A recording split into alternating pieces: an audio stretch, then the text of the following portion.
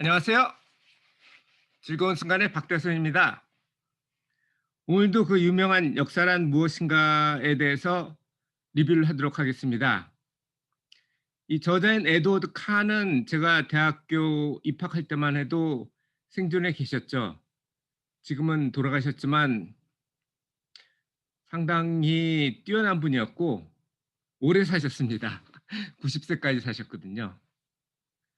이 책은 에드워드 카가 했던 6개의 강의를 요약한 겁니다. 역사가 사실부터 시작해서 넓어지는 지평선까지 있는데 저도 뭐 제가 대학교 입학했을 땐 이분이 살아 계셨으니까 이분의 그 6개의 강의를 한번 들어봤으면 어땠을까 하는 상상을 가끔 해 봅니다.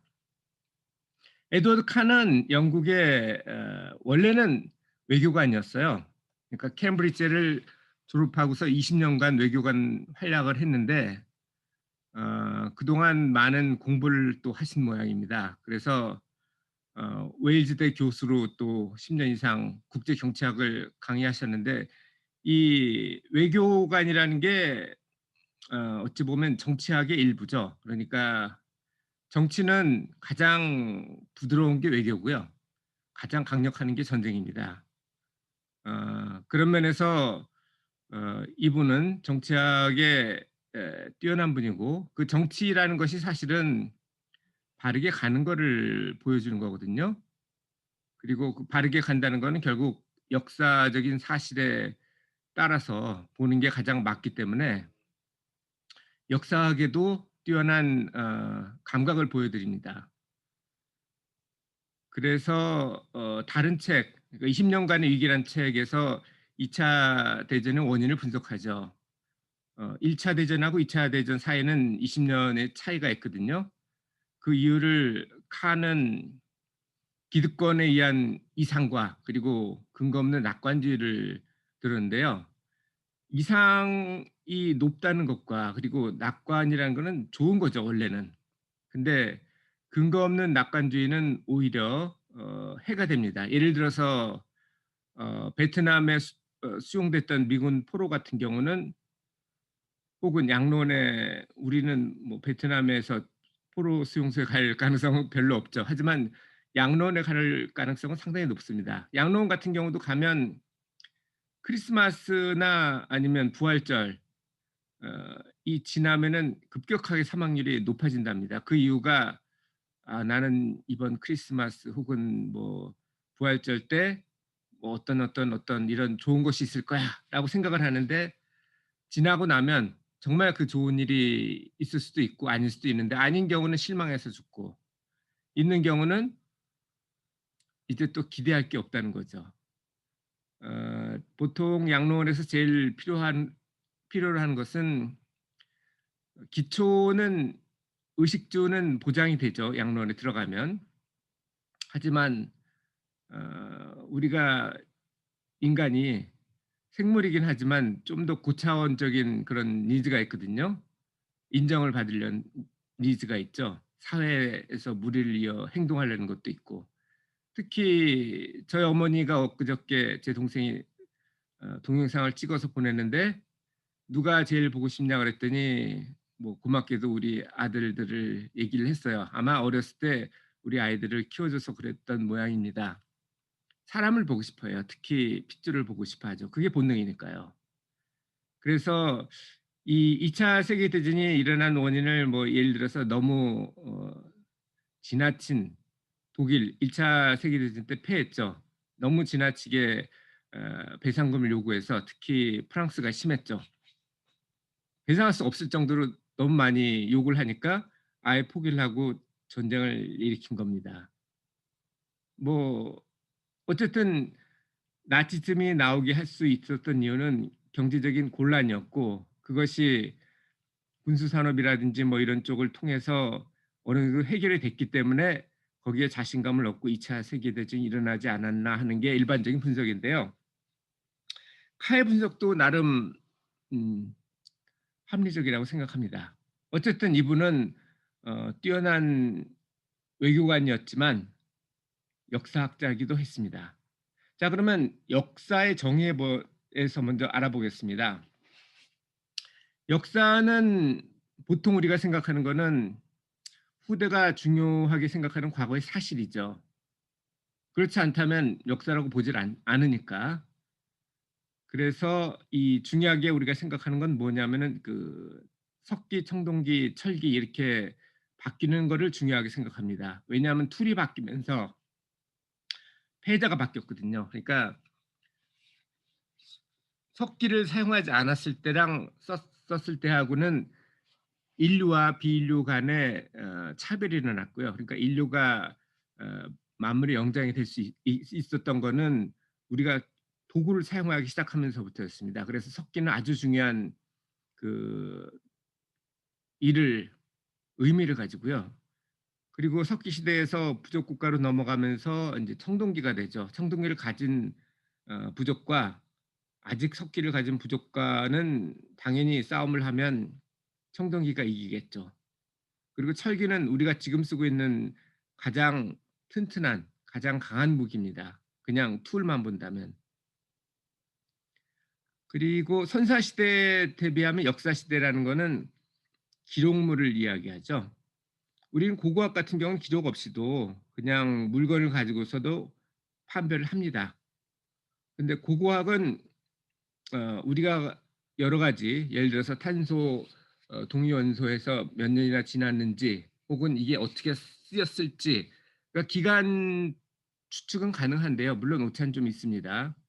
그리고 최근에는 CO2가 많이 나오면서 더 오차가 커졌는데 어쨌든 그거는 어느 범위 내에서 할 수 있지만 이것이 어떻게 쓰였는지 안 쓰여지는 졌는지는 고고학자가 고고학자에 따른 능력에 따라서 많이 차이가 납니다. 그리고 선사시대는 기원전 30세기부터 그때 이제 문자가 발명됐거든요.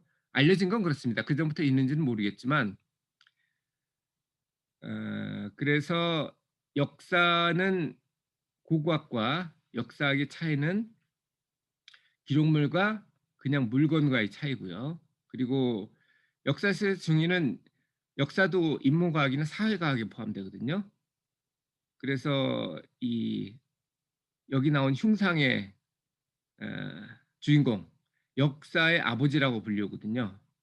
헤로도토스는 뭐를 처음 시작했냐면 체계적으로 사료 수집을 했고 그리고 그 사료가 정확한지 아닌지 검증을 했고 그리고 최종적으로 줄거에 따라서 그거를 사료를 배치를 했다는 겁니다. 그래서 이분이 역사의 아버지라고 그러고 어찌 보면 동양에 사마천이 있다면 서양에는 헤로도토스가 있다고 볼 수 있습니다. 역사도 과학이라는 걸 일단 아셔야 돼요. 증거 가지고서 검증을 하고 그거를 새로 구성하는 그런 과학의 일종이라고 보시면 될 겁니다. 자, 그러면 마지막으로 칸은 역사를 어떻게 보았느냐 그게 중요한데요. 역사는 해석하는 사관에 따라서 다르게 볼 수 있습니다. 똑같은 내용인데도 다양하게 해석을 할 수 있어요. 예를 들어서 일제 시대에 대해서 우리는 이 나쁜 놈들 하고 일본을 욕하지만 일본은 무슨 얘기냐 우리가 인프라도 했고 니네 발전이 우리가 교육을 시킨 덕분이다 이렇게 얘기를 하거든요. 서로 상반되죠. 그런데 이거는 저는 뭐 한국 입장이니까 제가 그냥 봤을 때는 그거는 가축을 키우는 인간에 대한 인간과 가축 사이의 시각 차이라고 봐도 될 것 같습니다. 인간은 이렇게 얘기를 하겠죠. 내가 닭을 모이도 주고 보호도 해주고 여우나 이런 것이 공격하지 못하도록 그렇게 도와주지 않느냐 이렇게 볼 수도 있지만 닭 입장에서 보면 거꾸로죠. 얘가 내가 난 달걀을 다 뺏어가고 내가 달걀 못 나면 잡아먹고 그런다. 일본이 그랬어요, 사실. 일본이 뭐 도와줬다고 그러는데 제가 보기에는 도와준 게 아니고 자기가 필요해서 이용을 한 거죠. 우리가 쌀을 많이 지으면 그 쌀을 뺏어가고 대신 수수나 조같이 만주에서 수입한 거를 나눠줬습니다. 그거는 우리가 꿀을 뺏어가고 거기다 설탕물 넣는 거랑 똑같아요. 어쨌든 역사를 기록하는 역사가도 중요하고요. 그 역사를 해석하는 사관도 중요합니다. 왜냐하면 칸은 이렇게 얘기했어요. "역사는 사실과 해석으로 나뉜다." 그런데 그 사실은 사과를 보면 안에 씨가 있죠. 그건 바뀔 수 없는 거예요. 그런데 겉에 있는 거는 과육, 사과 그 자체 우리가 먹는 부분 그거는 해석입니다. 그거는 언제든지 바뀔 수 있어요. 그런데 사실 자체도 그렇게 뭐 정확하진 않습니다. 왜냐하면 승자의 기록이거든요. 물론 패자도 기록을 했겠지만 패자는 지면은 어 승자가 그걸 다 파기할 가능성이 높죠. 예를 들면 중국에도 인제 하은주 이렇게 삼왕오제 시절이 있습니다. 그런데 하나라에서 은나라 넘어갈 때 하거랑이라는 거랑이 아주 폭군이라고 유명했어요. 주지웅 님의 주인공이기도 하죠. 그런데 과연 그랬을까? 아마 은나라가 하나라를 멸망시키면서 그 거랑이 잘한 거는 다 지워 버리고 나쁜 것 혹은 정말 나쁘지도 않았는데 오히려 거기에 그 뭐라 그러죠? 미화가 아니고 악화해 가지고 기록을 했을 가능성도 있습니다. 그거는 은나라도 마찬가지예요. 주나라가 은나라의 그 마지막 왕인 주왕을 어 "주왕이 학정 때문에 일어났다." 이렇게 얘기를 하는데 주왕도 뭐 달기라는 여인을 위해서 뭐 포라기 형도 만들고 여러 가지 나쁜 짓을 한 거는 사실이에요. 그런데 형벌이나 여자라는 것은 있을 수 있는 일이거든요. 그 당시에 지금도 있지만 그 당시엔 더더욱 당연했을 겁니다. 그게 은나라 주왕이 뭐 나쁠 수도 있지만 아닐 수도 있어요. 그건 우리나라도 비슷합니다. 백제 의장이 뭐 삼천궁녀 얘기도 나오고 그리고 또 최근에 뭐가 있었죠? 광해군 같은 경우도 있죠. 광해군도 폐위됐거든요. 그러면 당연히 종중을 반정을 일으킨 사람들은 광해군을 나쁜 사람이라고 이렇게 기록할 수도 있어요. 사실은 그렇지 않다는 게 요즘 발견되고 있고 의자왕 같은 경우도 당시 인원으로 봐서 삼천궁녀라는 게 그 처첩이 아니고 그냥 궁에서 일하는 여자였을 가능성이 높다는 얘기죠. 사실 그 사람들이 다 이렇게 낙하암까지 가 가지고 뛰어내렸다는데 어찌 보면 이게 맞는 것 같기도 합니다.